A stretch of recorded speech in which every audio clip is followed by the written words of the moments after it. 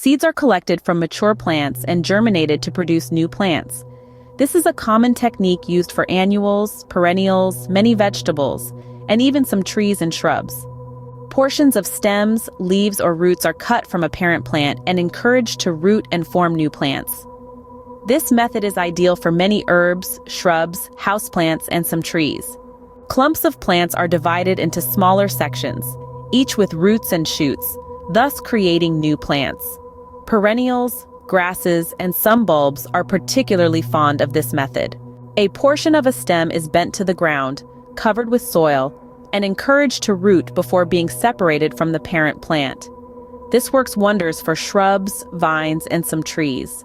In grafting, a cutting or bud from one plant is joined to the rootstock of another, creating a union that allows both parts to grow together. This method is suitable for fruit trees, roses, and certain ornamental plants. Budding involves taking a single bud from one plant and joining it to the rootstock of another. This technique is commonly used for fruit trees and roses. Tissue culture and micropropagation involve culturing small pieces of plant tissue in a laboratory under sterile conditions to produce multiple identical plants. Tissue culture is suitable for orchids, some houseplants, and certain rare or disease-free plants. Micropropagation is often used for orchids, rare and endangered species, and plants that are difficult to propagate through traditional methods. Offsets are small, complete plants that form naturally at the base of a mature plant and can be separated to grow independently. Agave, succulents, and some bulbs favor this method.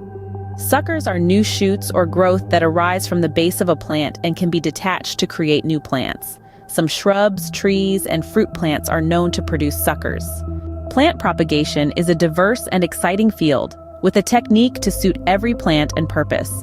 Whether you're dealing with herbs or trees, succulents or orchids, there's a propagation method for you. Remember, the success of propagation often depends on factors such as timing, humidity, temperature, and the overall health of the parent plant. So don't be afraid to experiment and find out what works best for you and your green friends. Happy propagating!